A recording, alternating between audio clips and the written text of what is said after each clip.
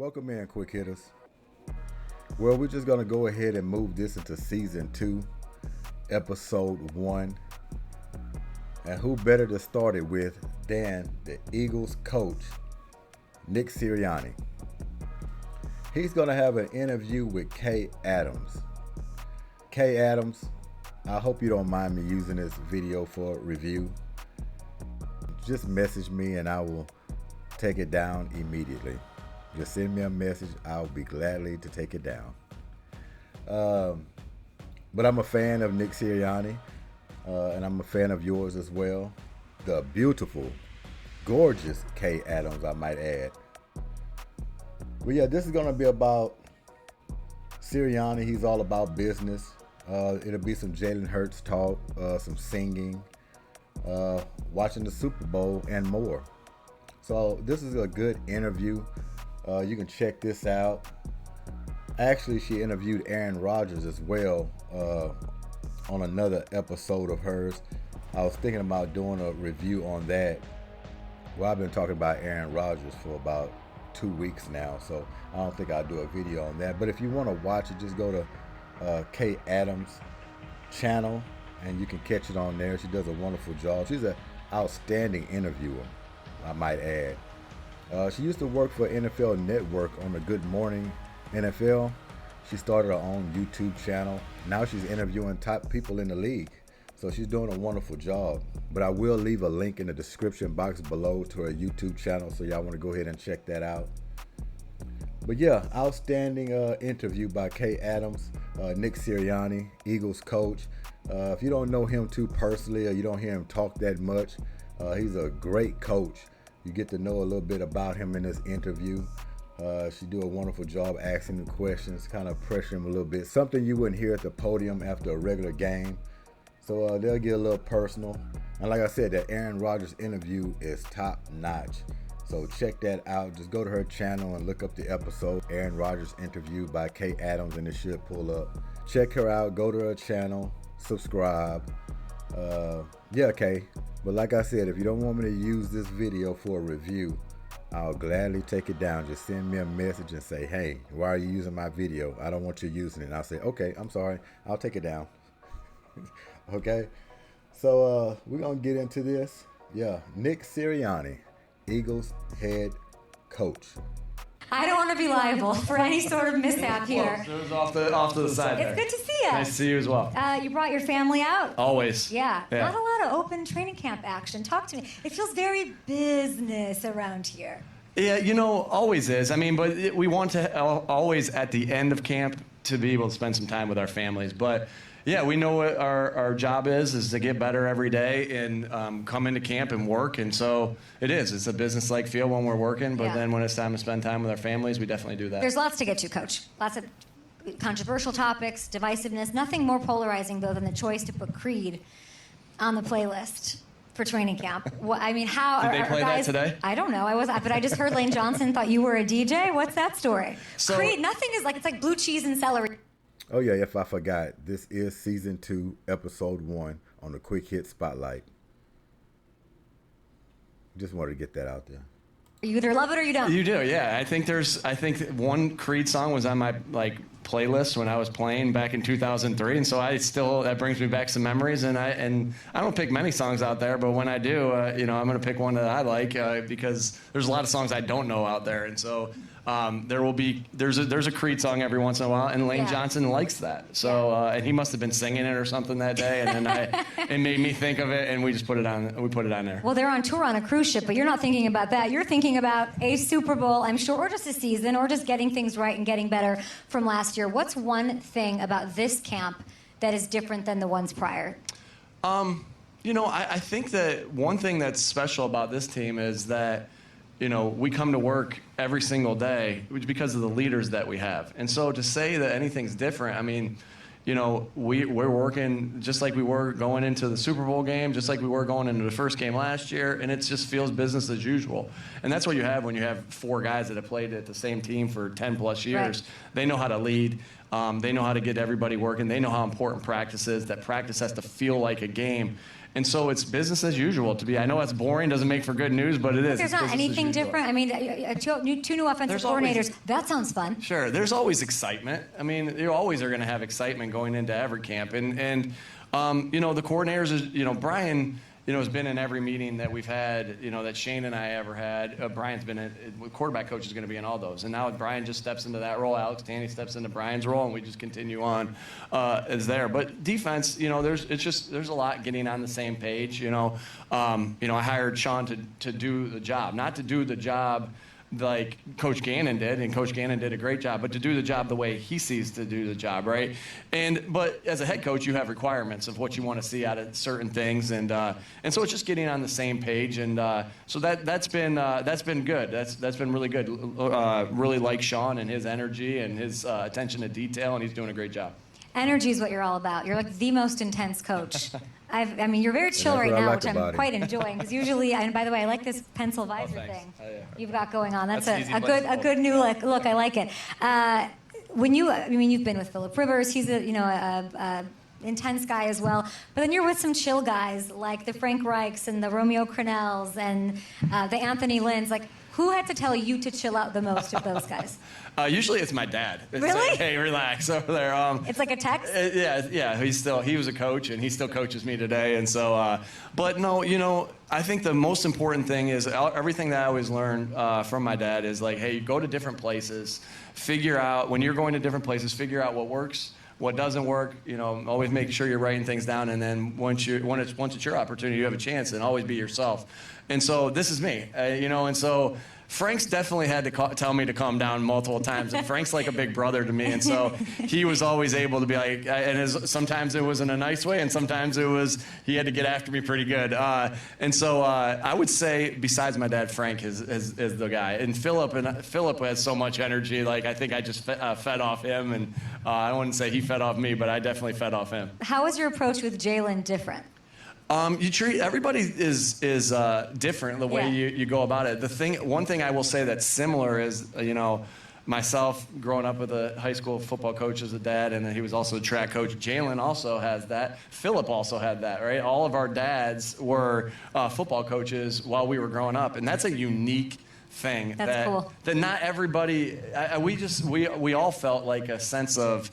Like, there's a lot of pride in having your dad as a coach, and then also, like, just, wow, we were able to grow up learning the craft that we're doing now. And so we have a lot of stories and a lot of memories to tell each other, and, and with all those guys. So I would say that's what's similar there. But everybody, is treated a little different of how sometimes the coaching point has to be done in a yell, and sometimes the coaching point has to be done with a smack on the butt. And it's just. Is it both ways with Jalen, or is it one way or the other? It's both ways with Jalen. Really? Yeah, he likes to be pushed, and I think that's a really unique thing when your best player, one of your best players on your team, wants to be coach hard and craves to be coach hard. That's contagious.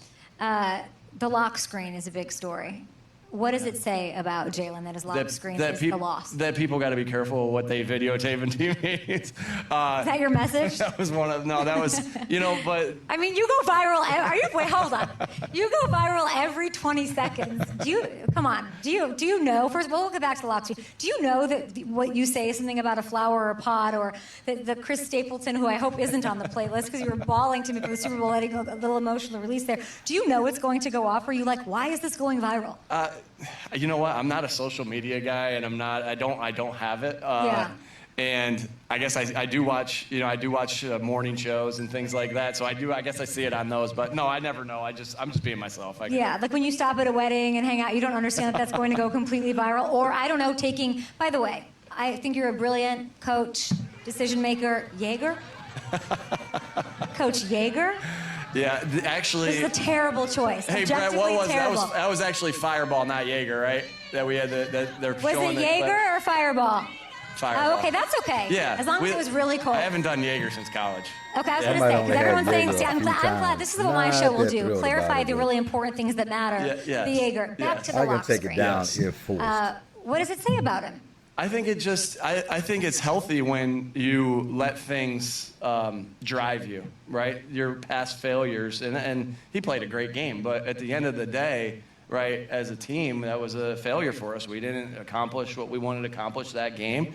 And so he lets that drive him. And, you know, and I think that's who he is. That's who he is, right? He lets his past things that he didn't like the way they worked out drive him. And, you know, when you use that tool the right way, it can be a very effective tool. And so it just shows you how determined he is. He's a special guy, and I think that the world really saw that last year. We've seen it the last 2 years, and people in this building have seen it the last 3 years before I was even here. He's a special guy. He's the same guy every day, and he's a great leader and a great player. And you know, it's funny when you talk about Jalen Hurts, the first thing people talk about is his intangibles. They don't even talk about all the great 100%. things he does on the field. And so you know how hey, you don't even say the first thing like, hey, remember that play he made in New Orleans where he made the guy miss and cut it back, held the guy's jersey up in the end zone, or his own jersey up in the end zone. You talk about his intangibles, and so that should tell everybody how special the guy is, that those are the first things you're talking about are his leadership, his work ethic, his demeanor, all those things. And that's special, what makes him special. Everyone talked about that even before he got the gig. When he had no, you know, it wasn't even in his sights to have that gig, that he'd be the last one to leave, and he was working so hard at it. Let's say everybody on their lock screen puts what motivates them. You're saying it drives you. What's on your lock screen for 2023? You know, that can be a lot of different things. That my lock screen's still my family, that picture of my family at the Super Bowl. And that doesn't mean you work you work to get better every day, so you give yourself a chance to win games. And so but you know, I love my family, and that's what motivates me. Always something that also motivates me is never wanting to let anybody on the team down. You know, my job is to be the head coach. My job is to make decisions on fourth down. My job is to make sure the message is clear. So, you know, and when you have a team that everybody's trying to not let each other down and just motivated because they don't want to let their brother down next to them, that's a special thing. And that's a special thing that this team's had the last 2 years, and that you have to work hard at getting. And that's what we're working on now, is that, you know, not only the stuff that we're doing on the field, but also the stuff we're doing off the field to get closer together. Because it's not the best group of individuals that wins; it's the best teams that win. And so that's a great motivation for me, my family, and then also just, you know, wanting to make sure I do my best job so Jason Kelce succeeds or Jalen Hurts. Ain't it amazing? All these great coaches, they speak the same language. I mean, the M.U. Dokas, the Miko Ryans, Nick Sirianni, Eric Spoelstra. You can go on. Old school, George Karl, even Jerry Sloan, of course Popovich. All these great coaches, they just speak the same language. And Nick Sirianni, a young guy, and he's going to be great. I want him around for the Eagles for many years to come. And I can see that happening, because I think we're going to be in the run for at least 5 years. I would say a good contender for at least the next 5 years. They keep on rebuilding, bringing in new guys, just keeping the same culture, man. I mean, it's a hell of a franchise. I mean, great people. People want to play for Philadelphia. You won't have no problem getting new talent there. I mean, free agent, whatever the case may be, trades, even going in the draft. Just smart people, man. They're just going to keep on rebuilding and rebuilding and rebuilding. And I'm telling you, that Super Bowl is like right there knocking on the door. As I say, this year, it's ours. I feel it. Almost basically the same group adding pieces, and they already know what the deal is. Their mind and what they're thinking. I mean, like you said, they know they're thinking Super Bowl, but they're taking it one game at a time. Nick always says that. Just one game at a time. Just worry about the next game. Don't think too far ahead. You know, because they know what they want. They know what the ultimate goal is. But when you take one game at a time like that, just one game, and then, okay, we got this one. Now, what about this game? Never go ahead. And when you piece it together like that, that's how you get to the ultimate goal and get to the Super Bowl. Because we got a lot of vets on this team. They know how to play. And they're just going to be firing and moving forward ahead. succeeds, or Hassan Reddick, or anybody else on the team. Is that Bradley Cooper or Miles Teller? Like, who's flying in on a helicopter It could be anybody. Is that for you? Are you getting airlifted out? Eagles are pretty popular here. Listen, that could be true. I think it's very cool that you are so vulnerable. I really do. I think it's a little bit rare. It's a little new wave, progressive. I really appreciate it. I'm so curious on how much of that is a decision and how much of you can't control that. Whether it's an emotional moment, whether it's playing into the players, is it all calculated? No, it goes back to just being yourself. Yeah. I've always been emotional. You call my brothers, my dad, my high school teammates, whoever. Like, I'm just emotional, and again, I think when you go out and you try to be somebody that you're not, especially in a leadership role, people will see through that. So, I try not to pretend to be anything but who I really am. There's the Parcells, like business. Sure.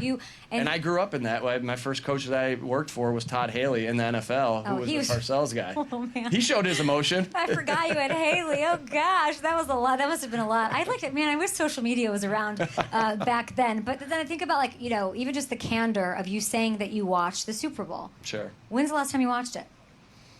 Jacob, when's the last time we watched the Super Bowl clips? A couple weeks ago? So Jacob is your son. You guys we watched the quarterback. We watched the quarterback thing. Yeah, it was the other day. Are you, if I'm going through a breakup, I'm listening to Adele, and I'm putting myself in the melancholy. What's making you watch this over and over again now? I think, again, first of all, I think it's the first thing you have to do is you got to make sure that you don't make the same mistakes again, right? And learning from the film.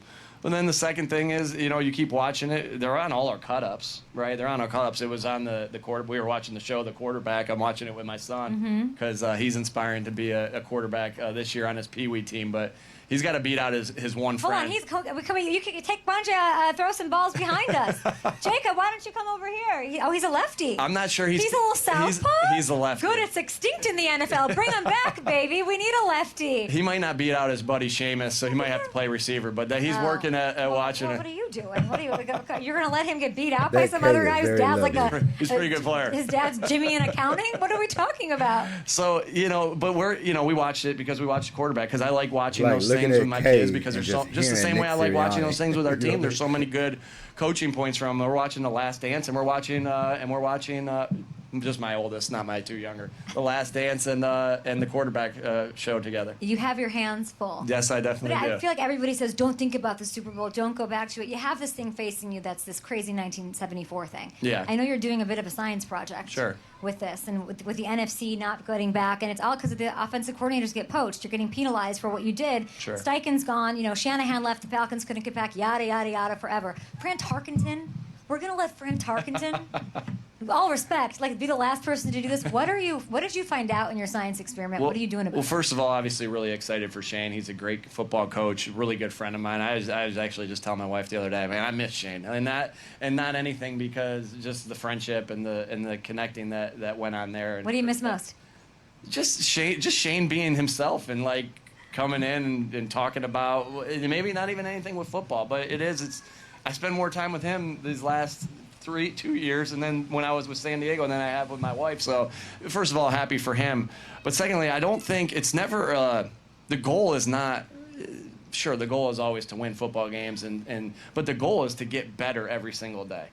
And the things that you can control are your process, like how you go about your business every day, and then wherever your cards are at the end of the day, if you can look yourself in the mirror and say, I worked every day to get better. And we have some good players on our football team, and we were a good team last year, no doubt. But that doesn't mean anything. It's about working every day, and then we'll play the cards as we lie. But of course you're going to study why has this not happened, right? You study what makes a team successful after a bye. You study what makes a team successful. Right, but what more could you have done in the Super Bowl? I feel like I just want to just take you back a little bit and reel you in from where do you pause and say, There's a lot of. It's never just one play. Give me one play, Coach. Well, I will. No, I mean this is it. It's always a group of things that you think you could do better. Whether it's a decision that I made to punt it in a certain situation, whether it's a decision to not go for it on in our red zone and kick a field goal, or man, I could have coached that one thing a little bit better that we missed. Maybe Zach Pascal had a little early block on something. Man, I should have coached him better. But the important thing is that you always look yourself in the mirror first. And that's how people get better, and the leaders have to do that first. They have to look at themselves in the mirror. They have to get dirty with the things and it's okay to get grimy and say, hey, I messed this up. I didn't do this well enough. That's how you get better. So it always starts there first, and then every player does that. And so, and of course you want plays back, but I look at the plays that, that I want back as myself first, and that just drives you to coach it harder and coach it better the next time. Is there a play you want back? A specific play? You can't? Yeah, again, I just looked at myself first. Yeah. And I want in a situation to, maybe on the third down to have a different approach on the third down before we had to kick a field goal. Everybody can be accountable. That was the call we made at the time. We thought was the best decision, and at the end of the day, it wasn't good enough. And so I want maybe that third down call back prior to kicking the field goal on fourth down. You're going to have a chance here, and you've got Brian Johnson, who I'm juiced about because he's awesome. I mean, I don't know much about him, but I look at his work and what he's been able to do, and I look at the Anthony Richardson of it all, the Dak Prescott Heisman year, and then I look at 2 years of being the quarterbacks coach for Jalen Hurts. Now he's going to be the play caller. What is he like as a play caller? He's done it before. That's one thing. Like, I think that people don't know he's done it at Florida, right? And I know that's not the NFL, but that's big time college football, and he's done it before. He sat in all the meetings. A lot of the calling it is the prep that goes into calling it, right? People may think that we go out there and just let it rip, but there's a lot of prep that goes into it. You have a lot of discussions on what you're going to do on this third down, in this situation, on this fourth down, in the red zone on one area. Like, all those decisions are made prior to the game. Now, the game changes and you have to adjust as it goes, but that's something that we're used to too. Of like, hey, they do this, we get to this. They do that, we get to that, and so the preparation is done throughout the week and throughout the year, and Brian's been on all those discussions with myself and with Shane, and so really excited for him to go. And I think one thing that people don't know about him, and I actually our rookie quarterback Tanner was like, you played quarterback in college? And I looked at Tanner, I go, he played quarterback in college? He was the runner-up to the Heisman. Yes, he played. Sam Bradford beat him out. Kid. Hit the books. Hit the books. So he was not only a great coach, obviously a phenomenal player, and got a lot of energy. And young. Yeah, he's 36? 36. We had a good. Young. I think that's how old Shane was when we hired him. I mean, is Kelsey older than him?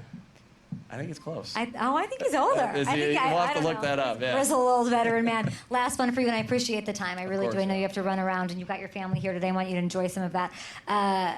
What's the one storyline that you're hearing? I know you don't pay attention to it, but I know that you know. What's the one thing you're hearing or being questioned or that you're like, where are they getting this from? Just the media at large, or what the question or the criticism or just the takeaway, the observation that you're like, what is this?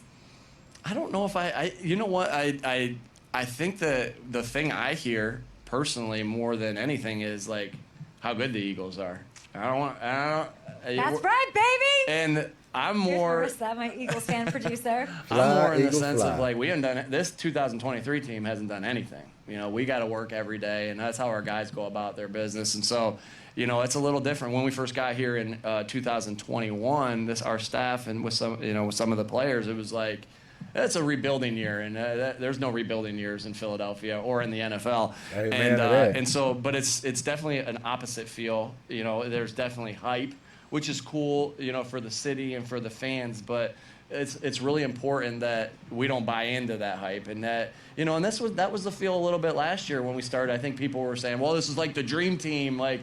No, we're nothing yet. Until we start doing it day after day. And so we're going to lean on that past experience of what we did last year, of just put the daily work in, got a little bit better each day, only control what we can control, and that's our process, and get better, and then we'll see where the cards lie at the end of the year. You got to get this kid the quarterback one star. You got work to do. You got work to do, Coach. Good luck this year. Am I drafting DeAndre Swift in fantasy? You'll have to wait. I can't ever help anybody with their fantasy teams. Oh, okay. But I'm sure you can't, because you use everybody all over the field. You got too many weapons. That's why I don't draft many Eagles, because everybody gets the ball and they do all these crazy things each and every week. We appreciate your time. Enjoy the family. Enjoy it. We'll be back after this on Up and Adams with Fletcher Cox. Well, there you have it, Nick Sirianni, Eagles head coach. And shouts out to K. Adams for the great interview.